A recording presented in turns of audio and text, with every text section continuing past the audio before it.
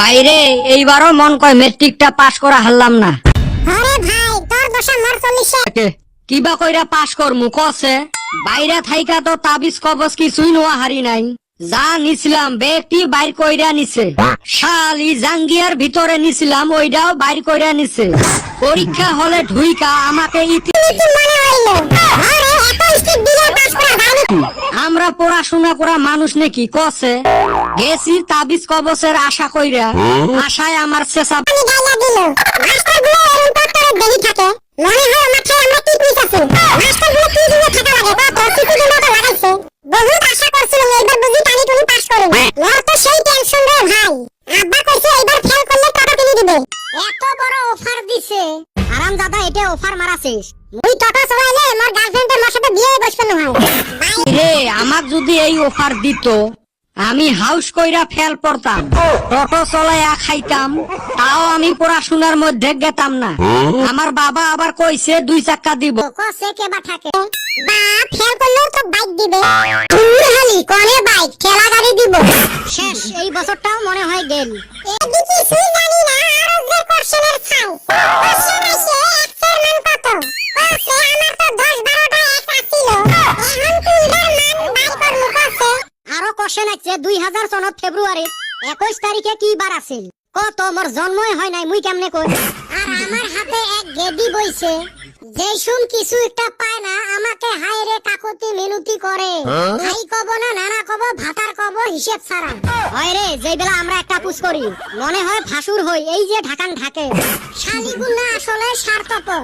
এই পরীক্ষাগুলো দিতে কম কষ্ট হয়ে আছে, কিছু তো পাইও না, 3 ঘন্টা হা মেলি বসে থাকা লাগে। আমার আবার টাইম হেই রুম পার হয়। তুই না কিছু জানিস না কেমনে 3 ঘন্টা পার হয়। আমার রুমে একটা হেই রুম সুন্দর গেদি বইছে আর দেইয়া আমার 3 ঘন্টা কেবা করে পার হয় আমি দিশাই পাই না। কিরে কি করে নেতে মন টন কেনা মারি আছে। মন মাইরা থাকমু নাকি ডান্স দিলো। পরীক্ষা হইছে খারাপ ওই টেনশনে বাঁচি না। আর আইসা ফেলগানি মারা কথা কস। ভাইরে বেটা চাওয়া এইবার মনে হয় পাস করবার পালেন না। ডন ঘাবড়ি ফাইট কিসের এত টেনশন।